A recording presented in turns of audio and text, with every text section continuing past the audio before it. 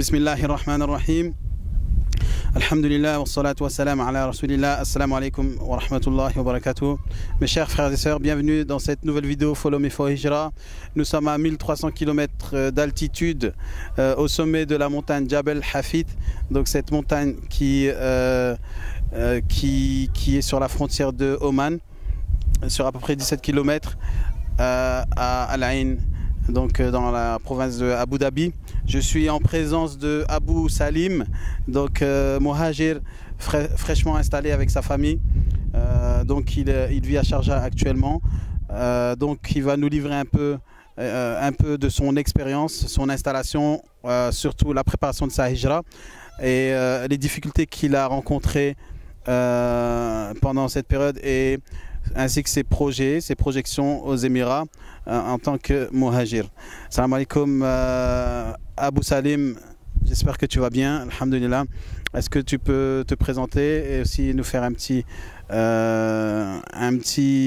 topo sur ta préparation de ta hijra?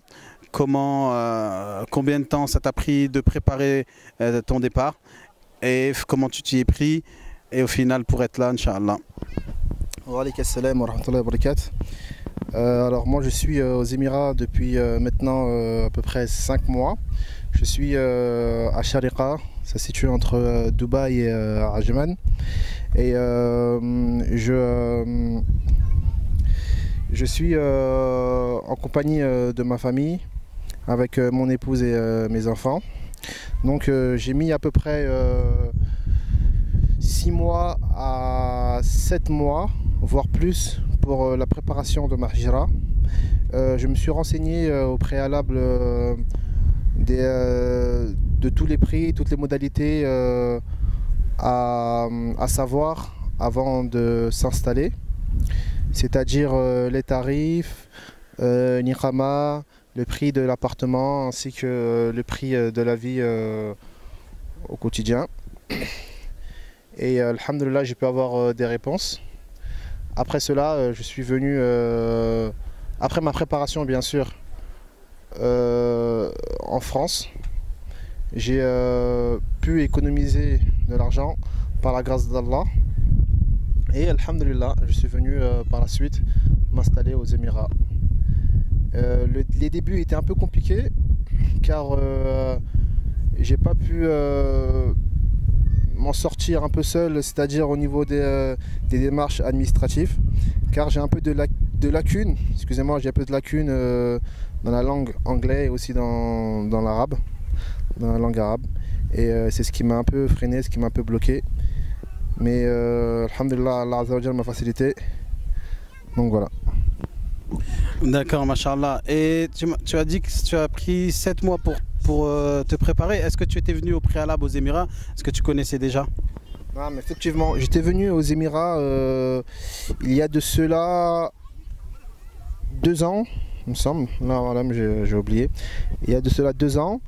Et j'étais venu pour un petit séjour de 3 semaines ou 2 semaines, dans le but de visiter le pays, également de savoir si les Émirats Arabes Unis étaient la destination où je comptais faire ma hijra.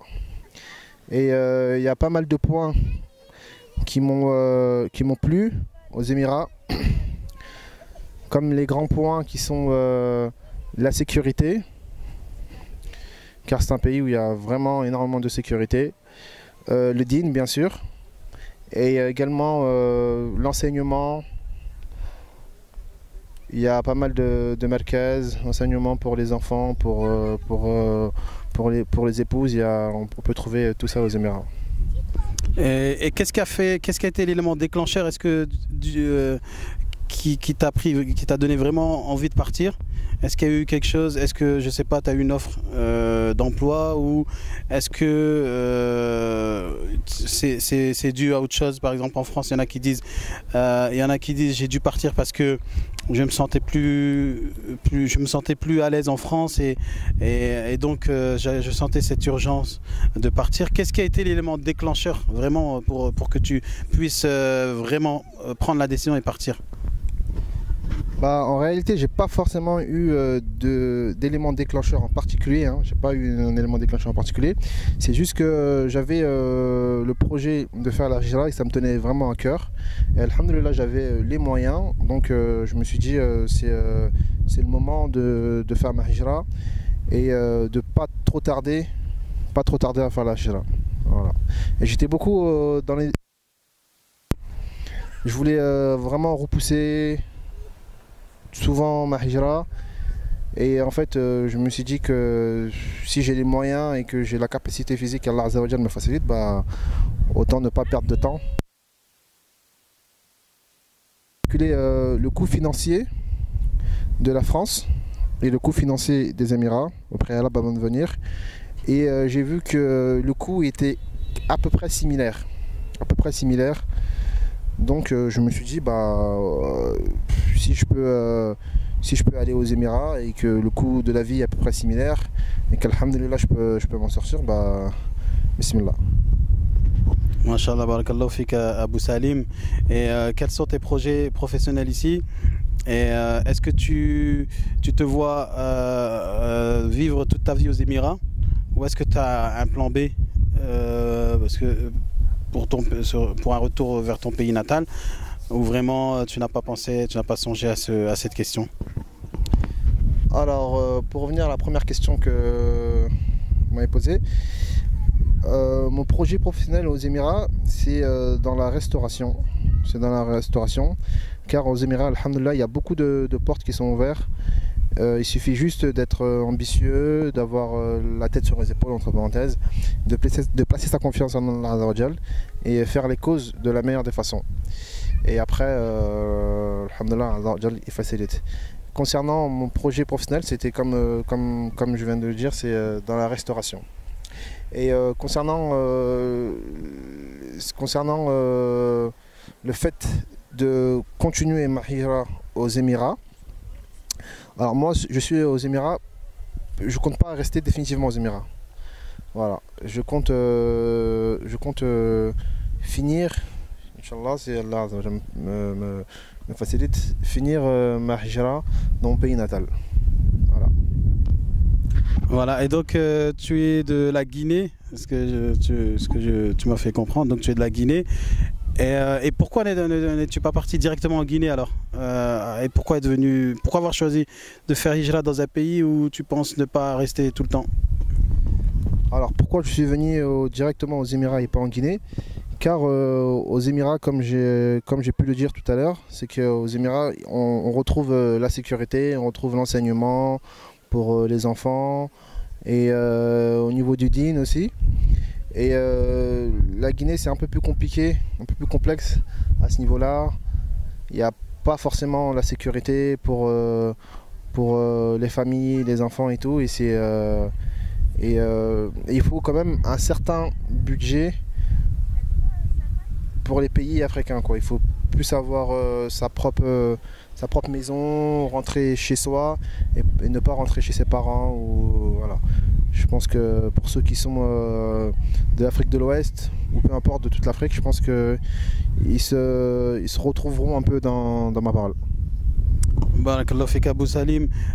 Donc est-ce que tu aurais des conseils à donner aux futurs muhajiroun? Si tu en as, quels seraient ces conseils pour les motiver surtout, et également pour les guider dans ce cheminement? Alors les conseils que j'ai à donner aux futurs muhajiroun, c'est de vraiment porter la hijra dans ses objectifs, et de vraiment porter une grande attention à cette grande adoration qui est la hijra, et d'avoir quand même de l'argent au préalable, car ça demande quand même un peu d'argent, on ne va pas se le cacher, et aussi de faire toutes les causes, et également de placer sa confiance en Allah Azza wa Jal. Et voilà. Et à savoir que moi aussi, avant de venir, j'étais un peu hésitant, parce que j'entendais beaucoup les Émirats, oui, ça demande tant d'argent, et du coup ça m'a beaucoup Ça m'a beaucoup découragé, quoi. Et j'ai pu rencontrer des frères qui sont sur place, qui avaient à peu près le même profil que moi. Et voilà. Et j'ai aussi rencontré des frères qui sont venus vraiment avec très peu d'argent. Et alhamdoulilah, aujourd'hui, ils arrivent très bien à s'en sortir. Et voilà. Donc on demande à Allah Azza wa Jal qui nous facilite. Voilà. Barakallahu fik Abou Salim, jazakallahu khairan pour d'avoir donné de ton temps et pour tes conseils. Qu'Allah te préserve ainsi que ta famille.